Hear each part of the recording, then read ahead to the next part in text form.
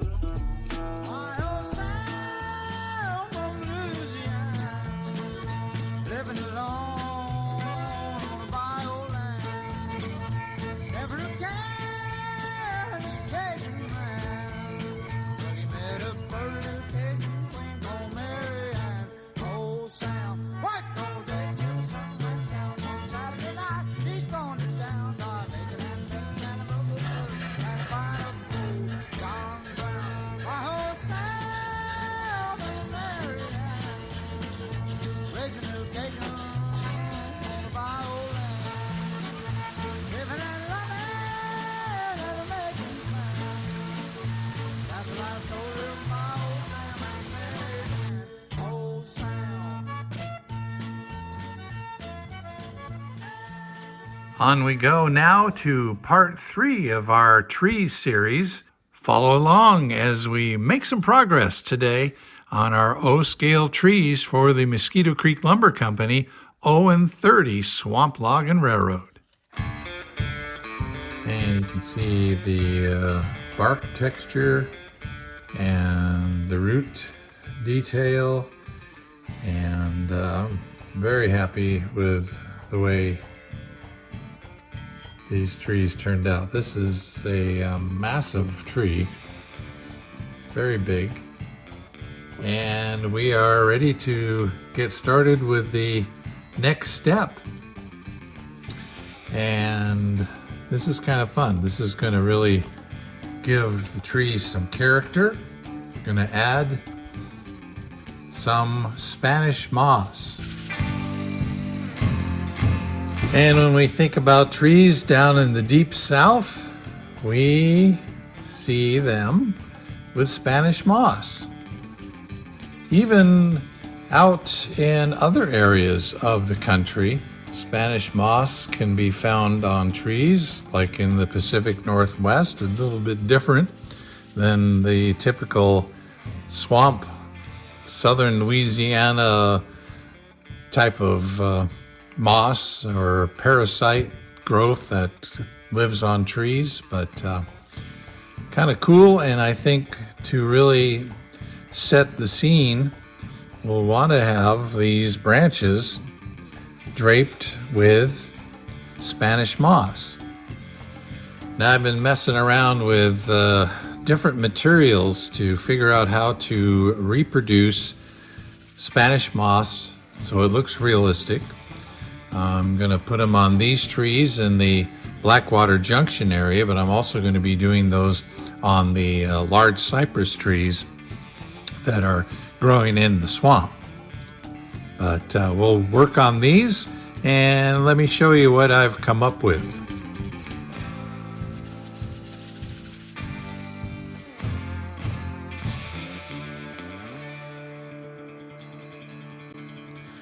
I've been experimenting with different materials and things to try to come up with a realistic looking Spanish moss that looks in scale. Now, if you are a knitter or somebody that works in fiber arts, you probably recognize some of these. These are yarns that kind of have that Spanish moss look to them.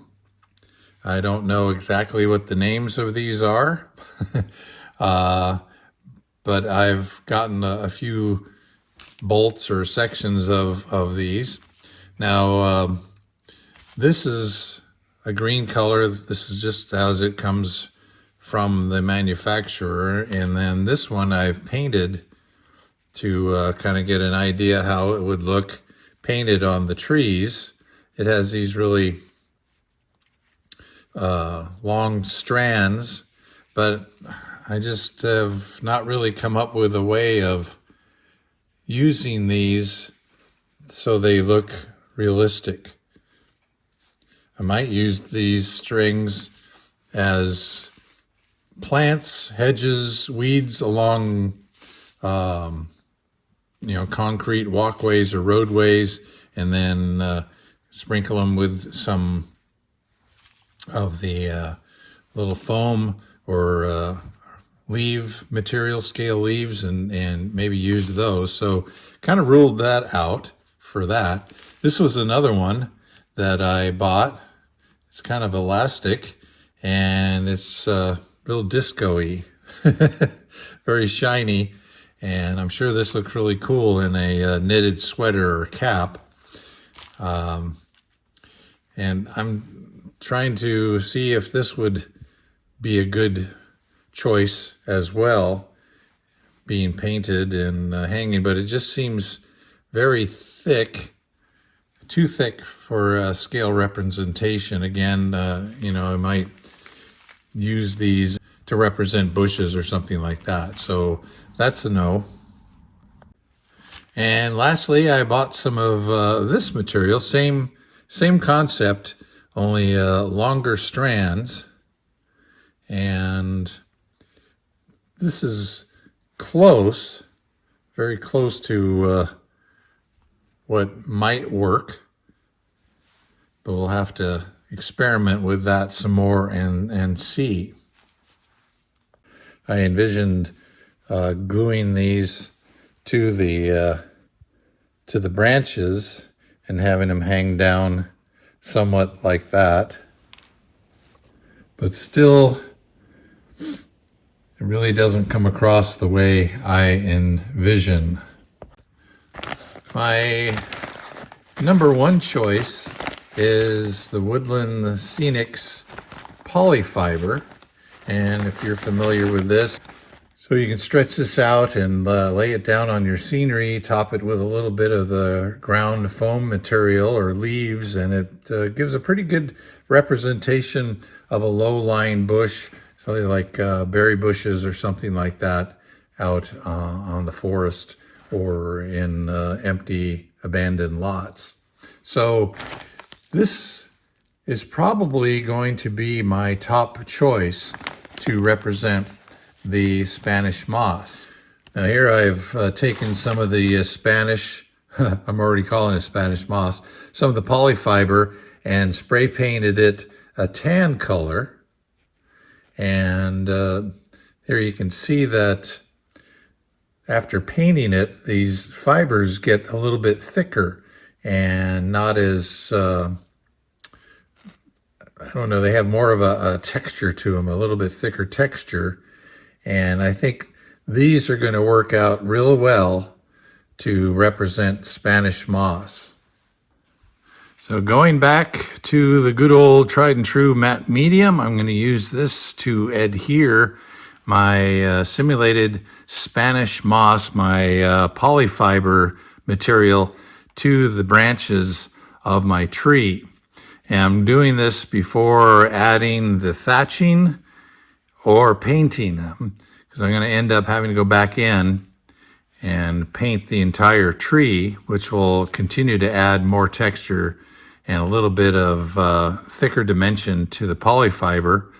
And I think it'll be a lot easier, as sticky and grabby as this stuff is, to put it on the tree branch first, add my thatching after that, and then paint the tree, and then add the shading and coloring to it, and then finally add the foliage, the leaves, to the tree. So I'll show you how I'm going to attach the polyfiber to the tree branches and tree limbs using matte medium.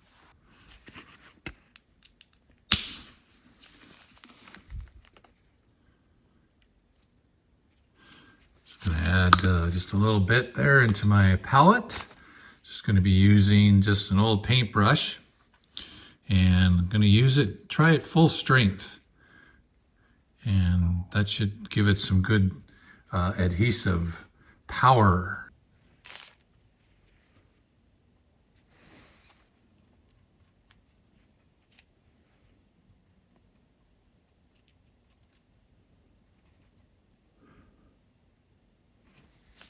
Dabbing on the matte medium. Then taking some of my polyfiber, gonna rip off a little chunk. You can see that might be a little bit big. So we'll start with this. I'm gonna kind of tease it down, get some of the longer ones off, so it kind of looks like an old beard. Then we'll attach it to the matte medium. Just going to take this and just press it into the matte medium. And there you go, that's sticking pretty good. Try to vary the lengths and the size of the strands. Kind of pressing it in and getting it into the matte medium. And then I think I'll just dab just a little bit more, oops, on there to get it to stick. And I can come back and trim some of the stragglers, or if this section looks too long, I can trim that up a little bit. So just continue on with the matte medium and the little clumps of the polyfiber. And again, once it's dried to the branch, then I can kind of tease the fibers down and position them, get them into shape. But that's starting to look a little bit more like a southern tree. I can see this one here is probably a little bit too much, and I'll come back in here and trim it out a little bit. But I think we got a good start on it. We'll continue on with the tree, and I'll show you what it looks like when it's done.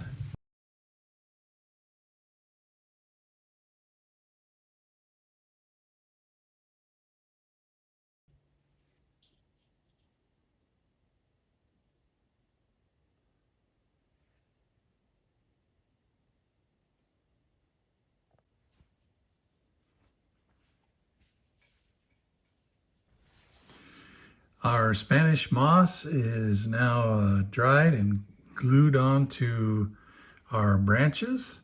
So it's now time to take the next step, and that's add some thatching, which is basically the secondary branches, the smaller branches that come off of the limbs.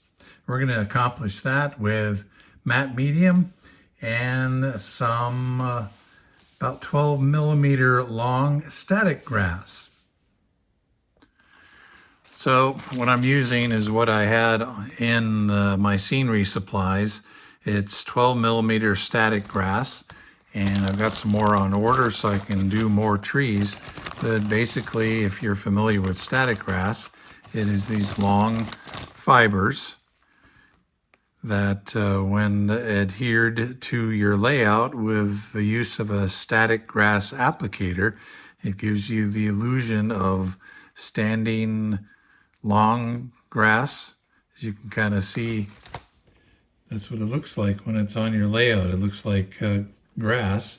And we're going to be using that to make these branches. So that's probably enough. Add a little bit more here, because we will end up using quite a bit by the time all the three of these trees are done. Kind of unsnaggle puss it.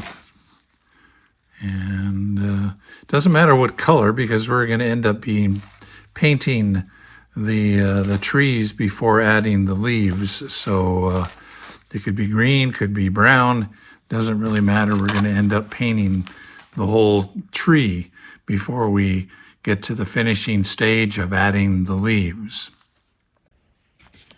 All right, so I've got my Liquitex matte medium. You can use Mod Podge, or whatever you call it. The same thing, only a little bit cheaper. But I have this one right here on the workbench, so I'm going to use it. Got a little bit of water standing by, but I think we're going to use the full strength matte medium to adhere those static grass fibers to get the branches started. So I've already started on this tree, adding the 12 millimeter static grass to the matte medium. Now this is still drying. Once it's dry, we'll get all the loose pieces off. We'll save those and then reapply them again. So let's go down to these other branches right in here, and we'll apply the static grass to these. Again, the cool thing about these wire armature trees is that you can bend the pieces where you need them to be without damaging the tree. So I'm going to use my full strength matte medium, and I kind of want to have some branches all along this one limb.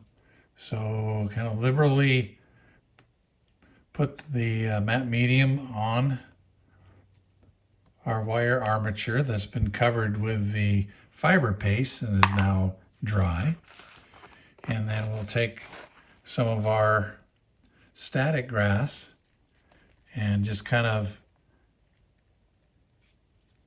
drop it on there and let the matte medium catch them.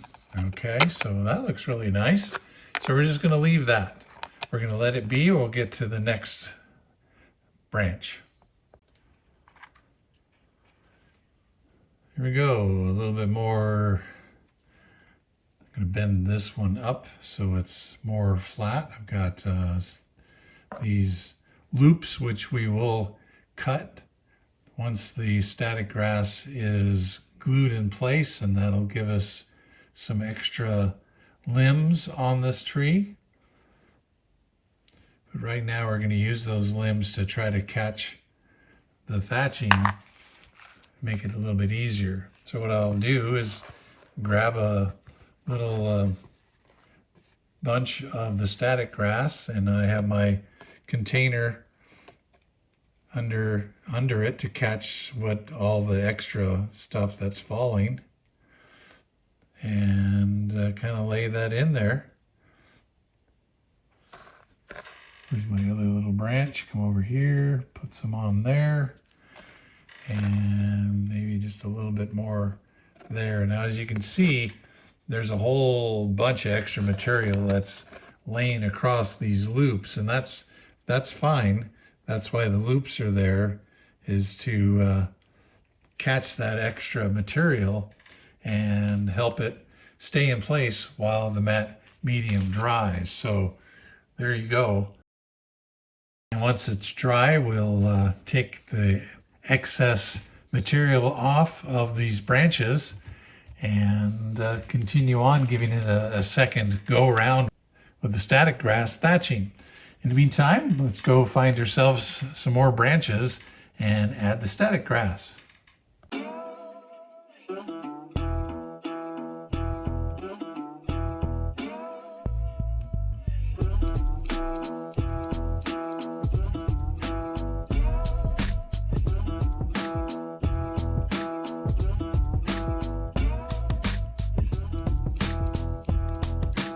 There is the first go around with the static grass thatching on our trees. Again, we still have to snip these loops once the static grass material is dry. Probably after the second application of the static grass, we'll do that.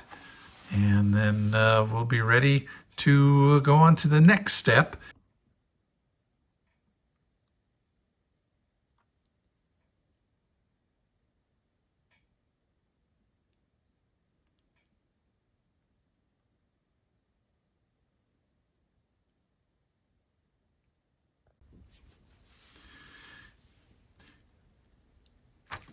Well, the thatching has had a chance to dry thanks to the matte medium. Now it's time to start getting rid of some of the excess here by brushing it out, the ones that didn't get stuck to the matte medium.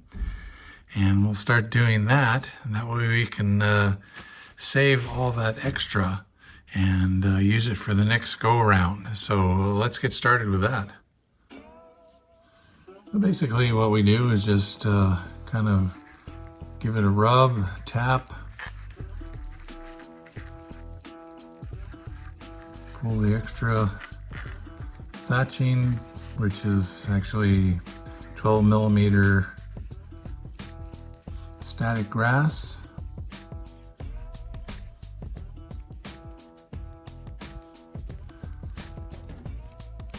It stuck pretty good. Not bad. There's how much extra we have now after going through and shaking the tree limbs from the 3 trees that we're building right now. So that's quite a bit. Take that and dump it back in there and be able to use it for the next go round.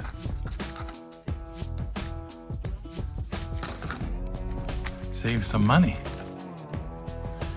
At this point, I'm going to come in here and open up these loops. Cut them and then spread them open. Straighten them out a little bit. And that gives us another limb. You don't have to do them all straight in the middle. Give you some variety in the shapes and sizes of the limbs. Here's one over here. Maybe go right there.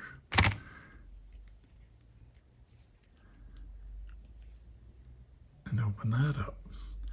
Plus that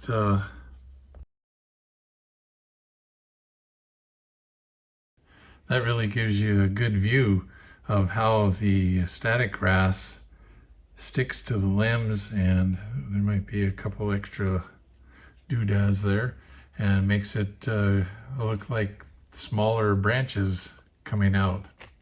And then these will all be covered with leaf material, and I think that's going to look awesome.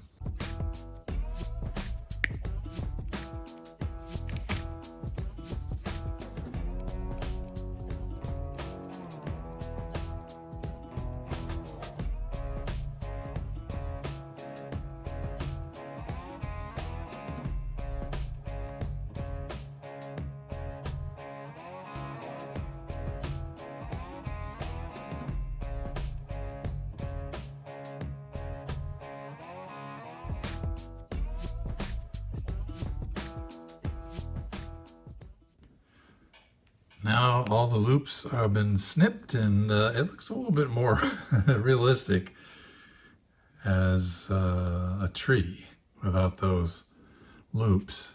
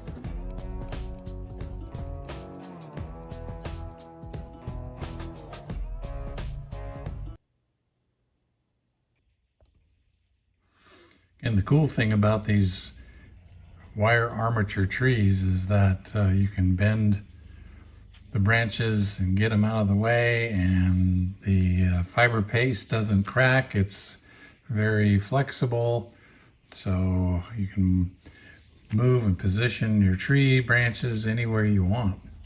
So I'm just taking a lightly thinned amount of the matte medium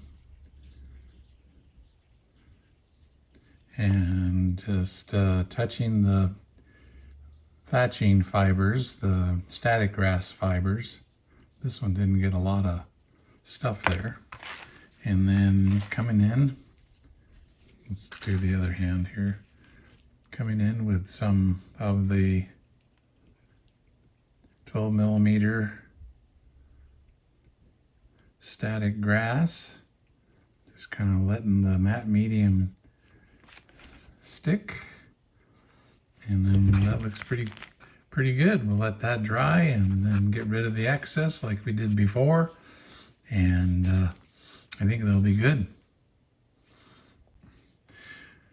Again, I always think of what I'm doing on my On30 Swamp Log and Railroad is more folk art than scale model railroading. But building these trees is like building a model. I mean, this is going to be up in the foreground in an area that's maybe about 12 inches, 14 inches deep. So, I mean, it's right in your face. So having some detailed, cool looking trees right up front is really going to add to the scene. And these are coming out great. Can't wait to get them painted and get some leaves on them and get them on the layout.